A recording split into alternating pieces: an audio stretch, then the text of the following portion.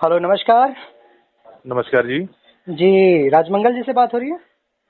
जी, मैं राजमंगल बात कर रहा हूँ। जी, राजमंगल जी, आप आरसीएम के यानी कहा जाए तो पहले मैनेजर रह चुके हैं, ठीक है? जी, जी, जी। और आपके मैनेजर के काल में ही धनंजय धड़कन का वो जो विवाद हुआ था, आप जानते हैं, एग्रीमेंट को लेकर। जी, जी, जी। जी, और मैं चाहता हूँ कि आप उस पे थोड़ा-सा क्लेरिफ़ाई डालें, क्योंकि पिछला वाला और अब फिर से, यानी कि फिर बीच में तो सलाह-मशवरा से सारी चीज़ें क्लियर हो गई थी। आप बखूबी उस वक़्त थे ना? जी, जी, जी। तो क्या था ये माजरा, पूरा क्या है, थोड़ा जानना चाहूंगा ब्रीफली डिटेल में, और मैं चाहूंगा इसे यूट्यूब पे डालना। आपकी सहमति है? हाँ, कोई इशू नहीं है। देखिए, मैं हमेशा जैसे आप लोग मेरे काम-धाम को जानते ही हैं, तो मैं तो हमेशा सबके सपोर्ट में रहता हूँ। जो गलत होता है, वो गलत के बारे में बोलता हूँ, और जो सही है, वो सही के बारे में भी बोलता हूँ। ठीक है? अब पर्टिकुलर मैं धनंजय को ये नहीं कहूँगा कि वो गलत है या सही है, ओके। लेकिन जो हो रहा है, वो गलत हो रहा है। जैसे क्या चाहे वो थोड़ा। जैसे कि आरसीएम की तरफ से हो या चाहे धनंजय की तरफ से हो, हम्म। ये चीज़ें नहीं होना चाहिए था। ठीक है? जी, क्या। और रही बात कि एग्रीमेंट की, तो मुझे भी पता चला था बीच में कि उनका एग्रीमेंट 2 जून में खत्म होने वाला था। हम्म। लेकिन पेपर पर फिर से ध्यान दिया गया, तो पेपर शायद मेरे ख्याल से दिसंबर तक का था। पेपर पर मैंने डेट देखा। ओके। ठीक है ना? ओके। और अभी जस्ट मेरे सामने जो कल परसों मैंने भी देखा था। मेरा हम्म। एक बच्चा है, बहुत प्यारा बच्चा है, मिट्ठू मार्शल। हम्म।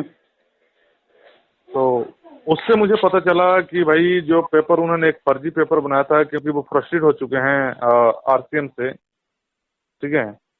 धनंजय धड़कन जी फ्रस्ट्रेट हो चुके हैं, और वो चाहते हैं कि जल्द से जल्द उनका एग्रीमेंट कैंसिल हो जाए, ताकि वो फ्रीडम से, आज़ादी से अपना काम धाम कर पाएं। ओके। देखिए राजमंगल जी, जानना चाहते हैं ये चीज़ कि आरसीएम, इसका जो अभी एग्रीमेंट का माजरा है, इसमें आप किसे दोषी मानते हैं? जो सिंगर जो एक विश्वास पात्र बनकर, एक विश्वास करके कंपनी के साथ जुड़ जाता है, उसे दोषी मानते हैं, या कंपनी को मानते हैं जो बार बार एग्रीमेंट में फंसाकर सिर्फ कमाई का एक जरिया बना चुकी है सिंगरों को? देखिए देखिए, मैं इस विषय में बताना चाहूँगा, दोषी किसी को नहीं मानूंगा, और दोषी मानूंगा तो दोनों को मैं मानूंगा।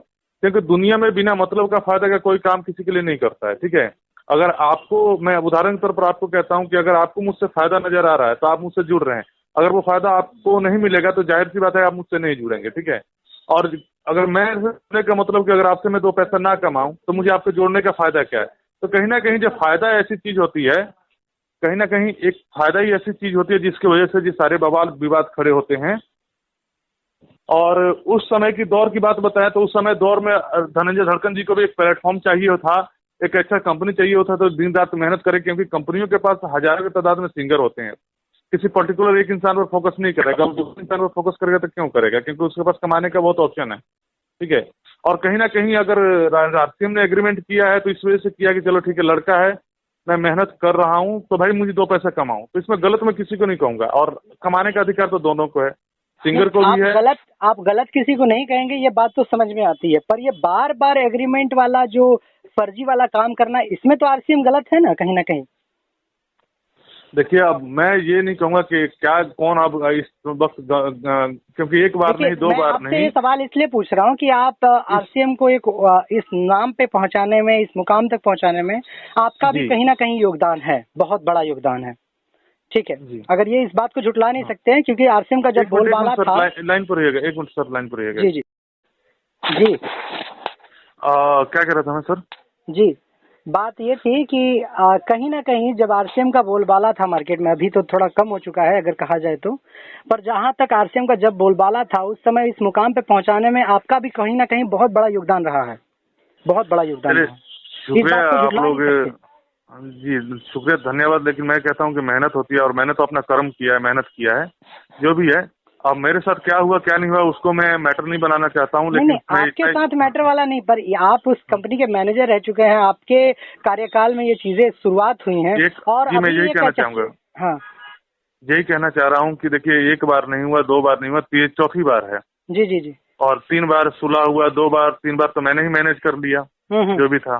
लेकिन अब मैं वहां से हट चुका हूं तो मेरा राइट नहीं बनता है ज्यादा कुछ बोलने का। Okay okay. क्योंकि अब जिम्मेदारी उनकी है कि वो क्या कर रहे हैं क्या नहीं कर रहे हैं, वो अपने हिसाब से सोचने समझने की। नहीं, हम तो देखिए अभी हम ये एक भोजपुरी प्रमोटर होने के नाते मैं आपको ये बताना चाहता हूँ कि मैं तो दर्शकों से यही कहूंगा कि वैसी कंपनियों से दूर रहें। नाम नहीं लूंगा, पर वैसी कंपनियों से दूर रहें जो आपको एग्रीमेंट के द्वारा फंसा कर आपसे सिर्फ खाली आपसे पैसा इतना जानती है, आपके फ्यूचर का कोई ख्याल नहीं रखती।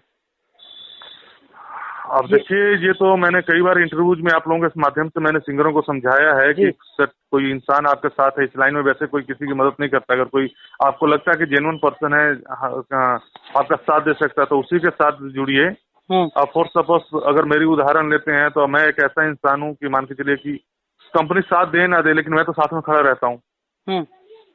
ठीक है, लेकिन अभी इनका 6 महीने का एग्रीमेंट है। और एक चीज मुझे सुनने को मिली थी, मैं क्लियर कर देना चाहता हूँ कि फ्रस्ट्रेटेड होके शायद मिट्ठू मार्शल से कॉपी मंगवा के उसमें अपना नाम एडिट करके इन्होंने एग्रीमेंट कैंसिल करने का जो पेपर तैयार करवाया था और पब्लिश किया गया था। तो वो तो मैं चाहूंगा कि गलत है, कि ऐसा नहीं होना चाहिए। लेकिन कोई भी मसला है, आपको मिल बैठ के बात करके उनके पर्सनली बात कीजिए। अगर एग्रीमेंट ऐसा नहीं है कि एग्रीमेंट ऐसा नहीं है कि कोई चीज नहीं टूटती है, टूट भी जाती है, लेकिन अगर ढंग से उस पर बात किया जाए तो। ओके है ना। एक सवाल और भी है, आरसीएम से बहुत अच्छे सिंगर है मिट्ठू मार्शल, जैसे आपने बताया, अवधेश प्रेमी, बहुत सारे लोग। तो मैं ये जानना चाहता हूँ कि ये जितने भी सिंगर्स भाई हैं, यानी कहते हैं कि हम भाई हैं, हमारे में एकता है, परिवार है, एक परिवार है, तो ये सब उस इंसान के साथ खड़े क्यों नहीं जाते हैं जब वो इंसान प्रॉब्लम में होता है, देखता है कि बार बार इसके साथ गलत हो रहा है, तो क्यों खड़े क्यों नहीं होते, समझ में नहीं आता।